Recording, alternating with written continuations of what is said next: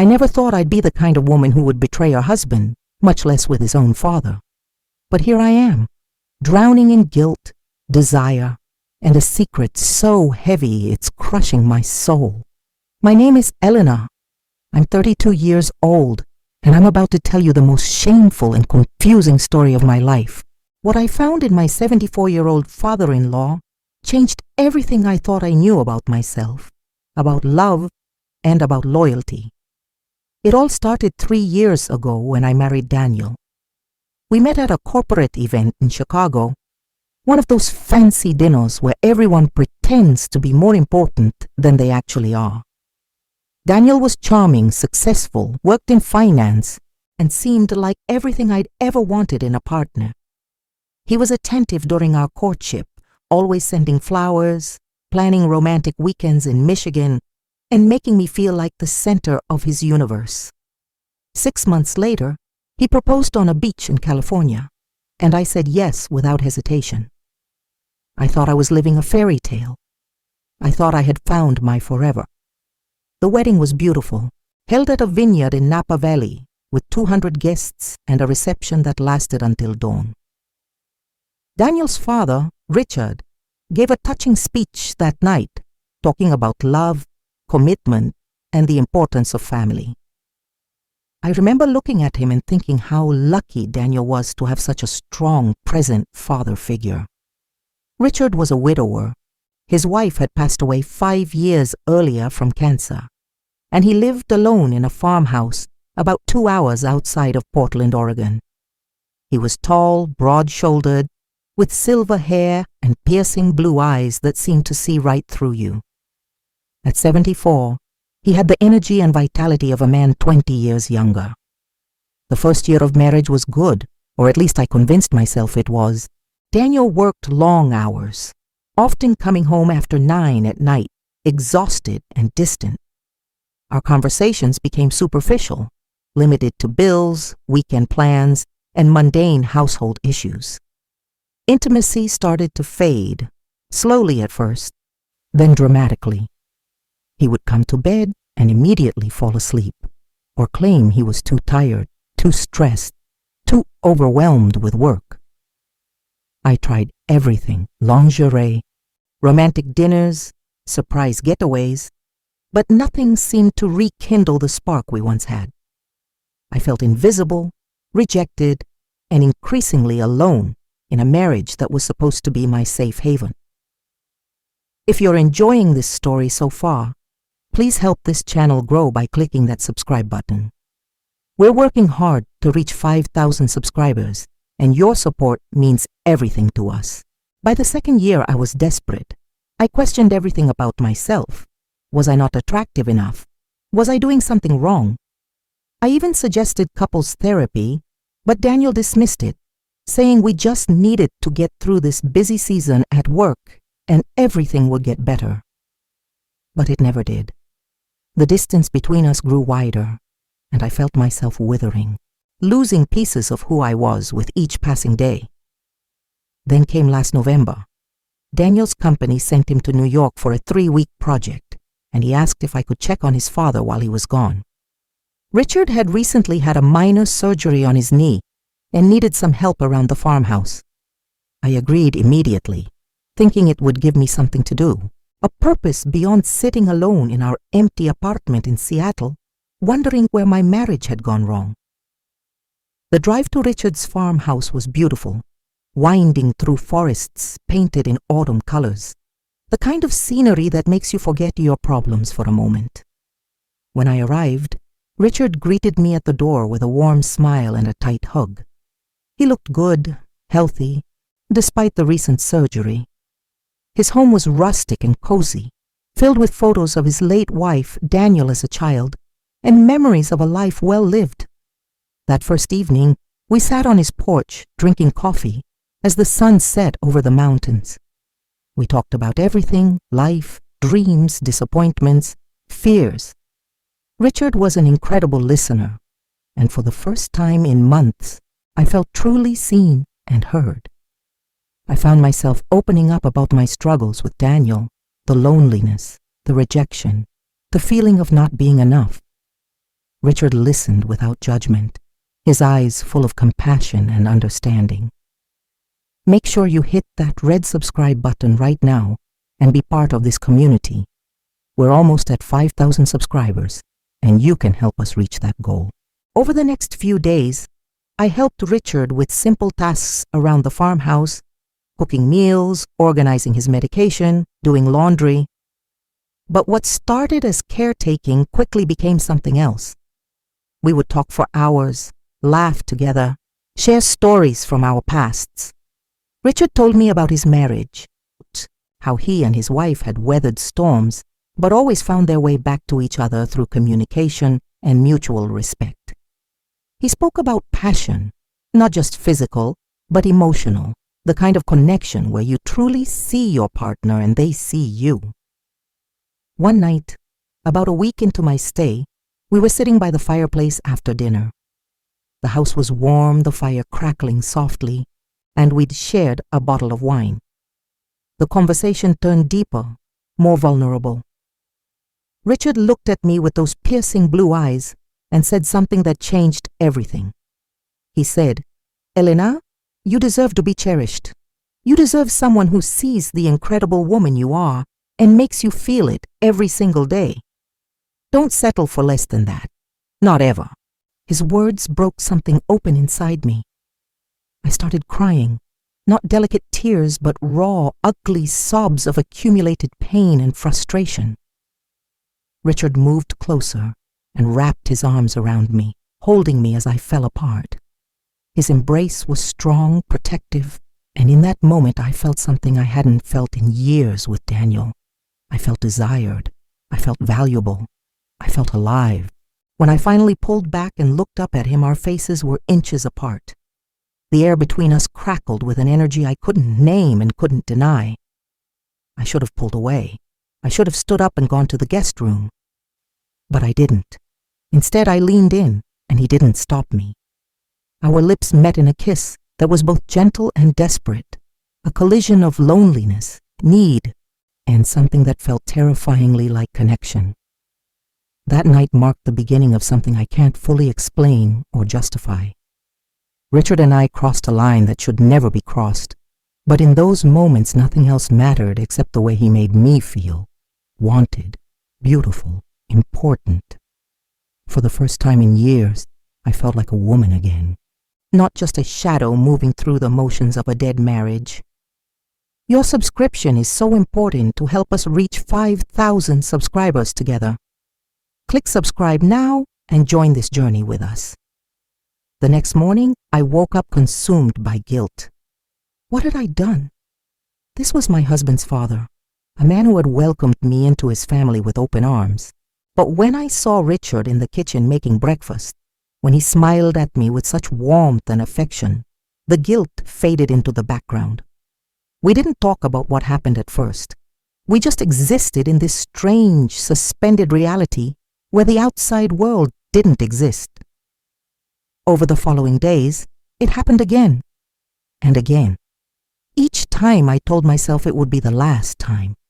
Each time I was lying to myself. Richard was attentive in ways Daniel had never been. He asked about my day, my thoughts, my dreams.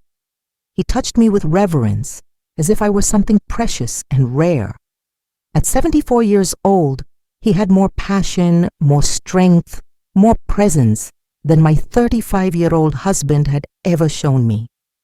But here's the thing that made it all so much worse. Richard wasn't just physically present. He was emotionally invested. He would tell me I was beautiful when I felt my most ordinary. He would listen to my fears about the future without trying to fix them or dismiss them. He made me laugh until my sides hurt. He made me feel like I mattered in a way I'd forgotten was possible. The guilt was eating me alive, but so was the fear of losing what I'd found with Richard. How could something so wrong feel so right? How could I betray Daniel, who, despite everything, had never been cruel or abusive, just absent? And how could I do this with his father of all people, the man who raised him, who taught him about honor and integrity? Help us grow this channel by subscribing right now. We're so close to 5,000 subscribers, and your support makes all the difference. Daniel called me every few days from New York. Each conversation was a knife through my heart. He would ask how I was doing, how his father was recovering, if everything was okay. I lied with a skill I didn't know I possessed, my voice steady and calm, while inside I was screaming with shame and confusion.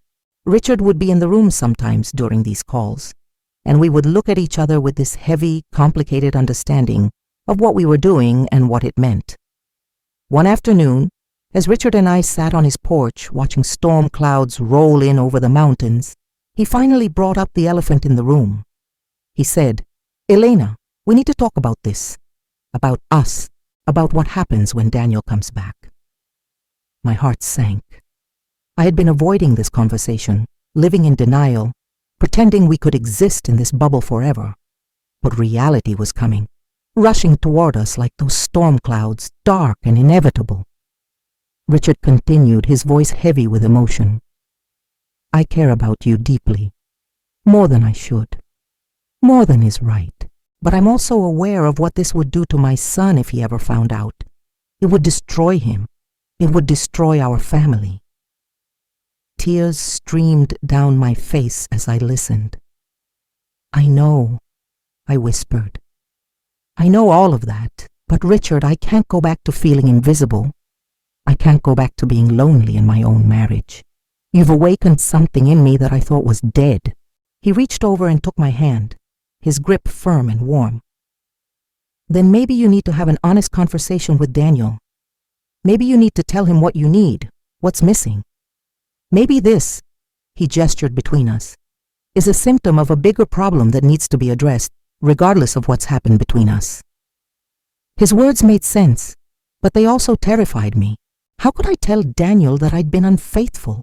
How could I tell him it was with his own father? The shame was suffocating, but so was the realization that I couldn't continue living the lie of my marriage. Press that subscribe button if you're following along with this story. Your subscription helps us reach our goal of 5,000 subscribers. The last few days before Daniel's return were torture. Richard and I tried to maintain distance, to prepare ourselves for the reality that was coming. But the pull between us was magnetic.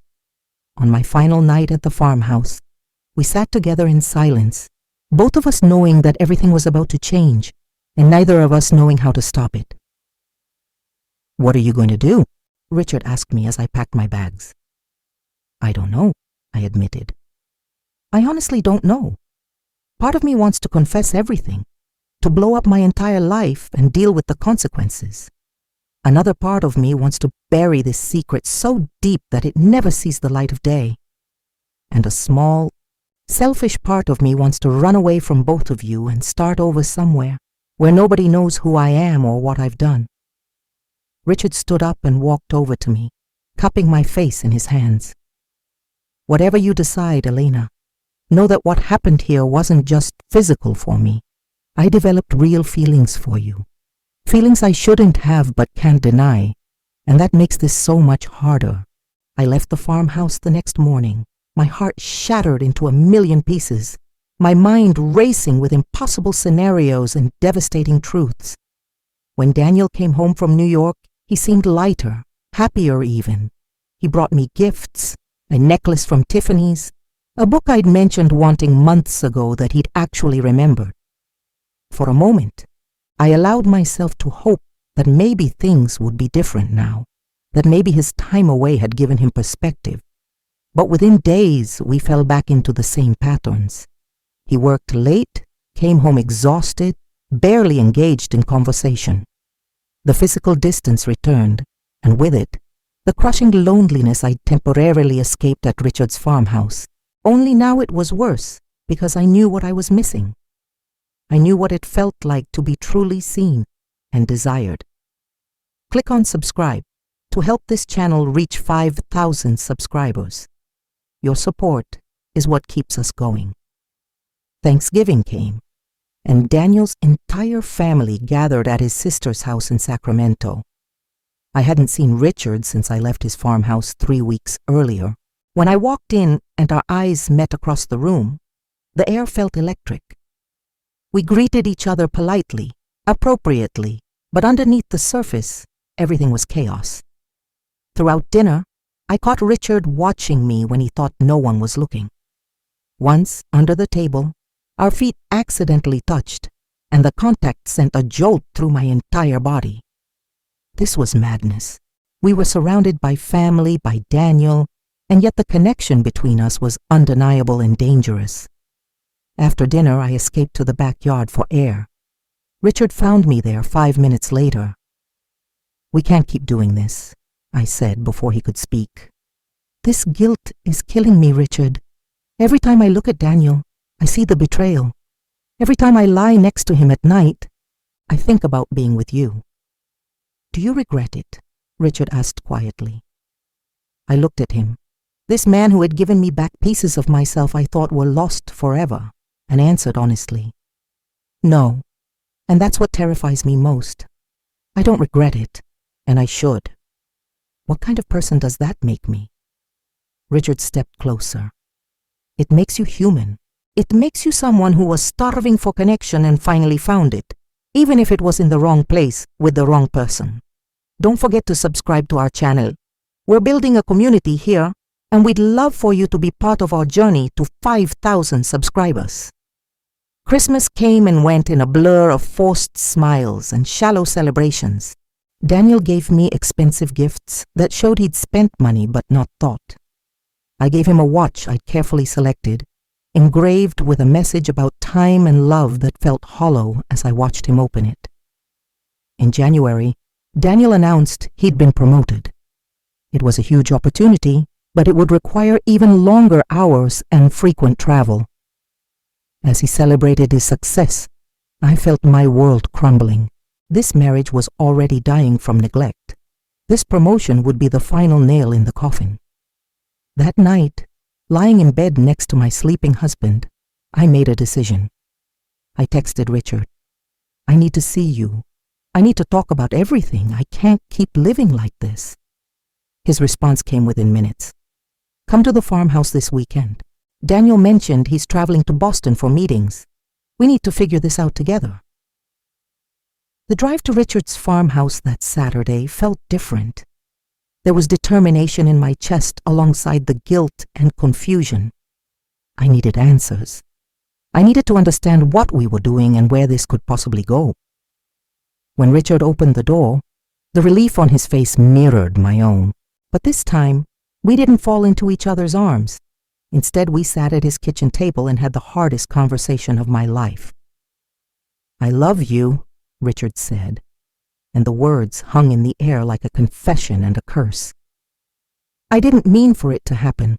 I fought against it. "But Elena, I'm in love with you, and I have been since those days you spent here taking care of me. Not because of what happened physically, but because of who you are, how you see the world, how you make me feel alive again after years of just existing." Make sure you're subscribed to this channel so you don't miss what happens next. Click that subscribe button and help us reach 5,000 subscribers. Tears poured down my face as I listened to him. "Richard, I have feelings for you too. Real, terrifying, complicated feelings. But this is impossible. You're Daniel's father. You're 74 years old. I'm 32. Even if we wanted to be together, even if we were willing to destroy Daniel and your entire family in the process, how could this ever work?" "I don't know," he admitted. "I've asked myself that same question 1,000 times. Maybe it can't work.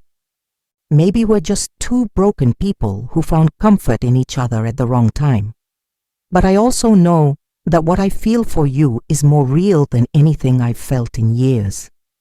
And I see in your eyes that you feel it too."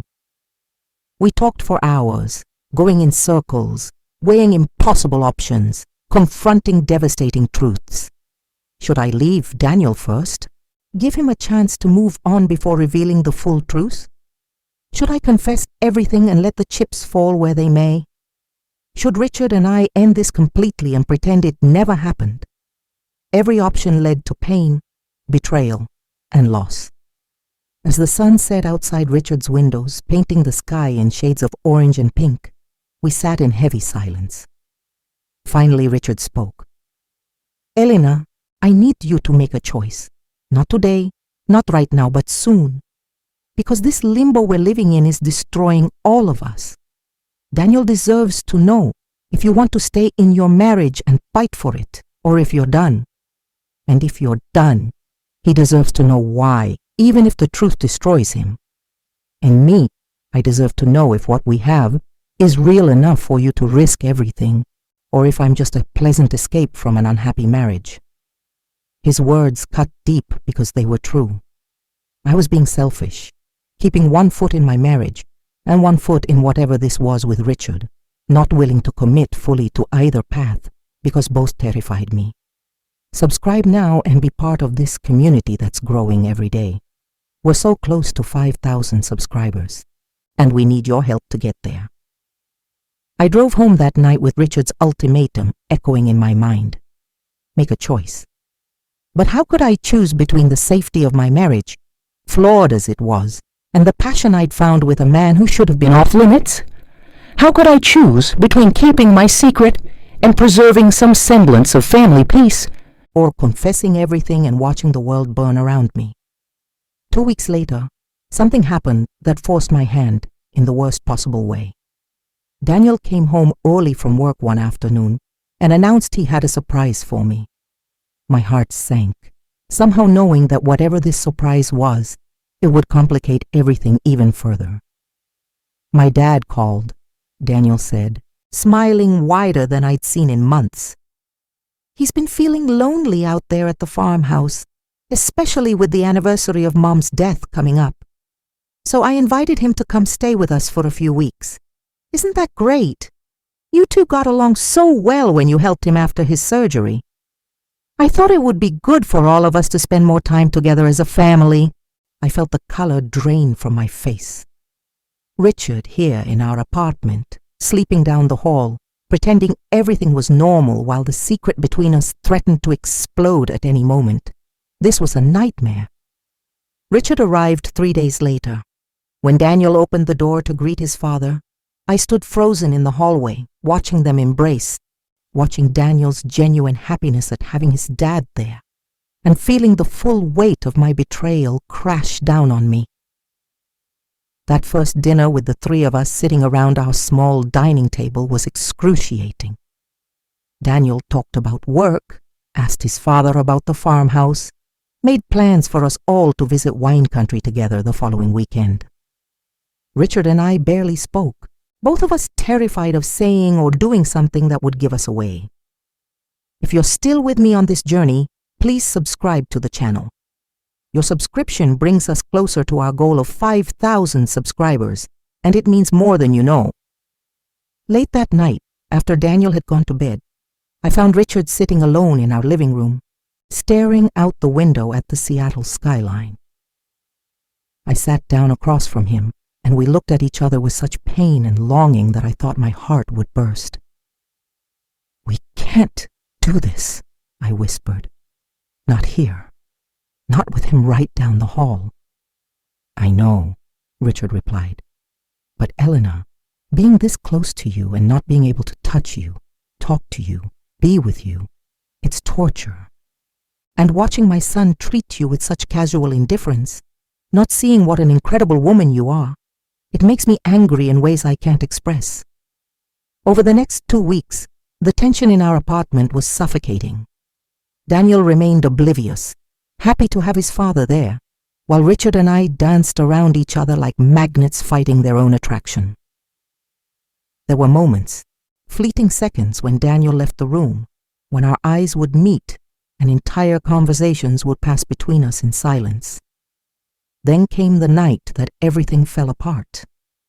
Daniel had gone to a work dinner, some important client event he couldn't miss. Richard and I were alone in the apartment for the first time since he'd arrived. We tried to maintain distance, to stay in separate rooms, to not give in to the pull between us. But the need was too strong, the loneliness too deep, the desire too overwhelming. We found ourselves standing in the kitchen, ostensibly making tea, but really just orbiting each other's space, the air thick with unspoken words. When Richard's hand brushed mine as he reached for a cup, it was like touching a live wire. Before I could think, before I could stop myself, I turned to face him and he pulled me into his arms. The kiss was desperate, hungry, filled with weeks of denial and longing. His hands were in my hair, my hands clutching his shirt, and for those few moments, nothing else existed except the two of us and this undeniable connection. But then we heard it, the sound of a key in the lock, the front door opening, Daniel's voice calling out that the dinner had been canceled, that he'd come home early. Subscribe to this channel if you want to know what happens next.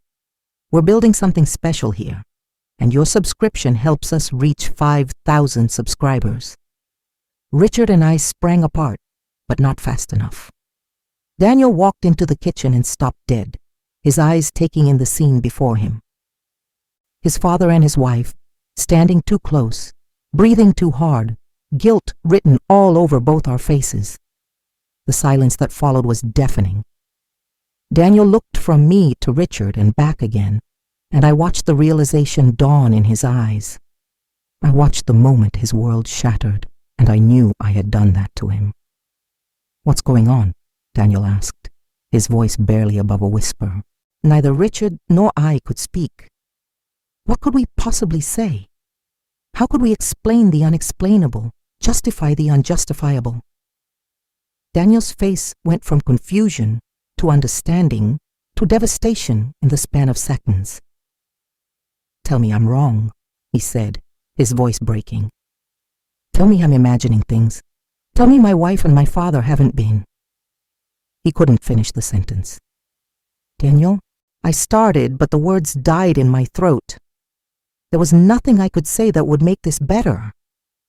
Richard stepped forward, his hands raised as if surrendering. "Son, please, let's sit down and talk about this." But Daniel wasn't interested in talking. The rage that exploded from him was terrifying and justified. He yelled things I'll never forget, words about betrayal and trust and family and how we'd destroyed everything. He demanded answers, the truth, details I couldn't bring myself to give him. In the end, I told him everything. About the loneliness in our marriage, about the connection I'd found with Richard at the farmhouse, about the affair that had continued despite my guilt and shame. I told him I was sorry, that I never meant to hurt him, that I knew there was no excuse for what I'd done. Don't forget to subscribe if you're invested in this story. Click that button and help us reach our goal of 5,000 subscribers. Daniel threw his father out that night. Richard left without protest, knowing there was nothing he could say or do to fix what we'd broken. As I watched him walk out the door, I felt a piece of myself go with him, even as I knew I deserved to lose it. That night, Daniel and I had the most honest conversation we'd had in our entire marriage. He admitted he'd been distant, that work had consumed him, that he'd taken me for granted, but he also said that none of that justified what I'd done, and he was right. "Did you love him?" Daniel asked at one point, his eyes red from crying. I thought about lying, about protecting him from even more pain, but I'd done enough lying. I developed feelings for him, I admitted. I can't explain it or justify it, but yes, there were feelings involved. It wasn't just physical. That answer seemed to hurt him more than anything else I'd said. Now, 2 weeks later, I'm sitting here recording this story, trying to make sense of the wreckage of my life. Daniel asked for a separation. He's staying with friends while we figure out what comes next. Richard has returned to his farmhouse, and we haven't spoken since that night. The family knows something happened, but not the full truth. That secret sits between the three of us like a bomb waiting to explode. I don't know if Daniel and I can repair our marriage. I don't know if I even want to.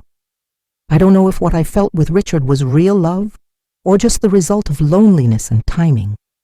I don't know if I'm a terrible person or just a flawed human who made devastating mistakes while searching for connection. What I do know is that I can't go back to feeling invisible. I can't go back to a marriage where I'm just going through the motions, slowly dying from emotional neglect. Whether that means fighting to rebuild my marriage with Daniel, whether it means pursuing something with Richard, despite the catastrophic fallout it would cause, or whether it means walking away from both of them and starting fresh, I don't know yet. Before I go, please subscribe to this channel.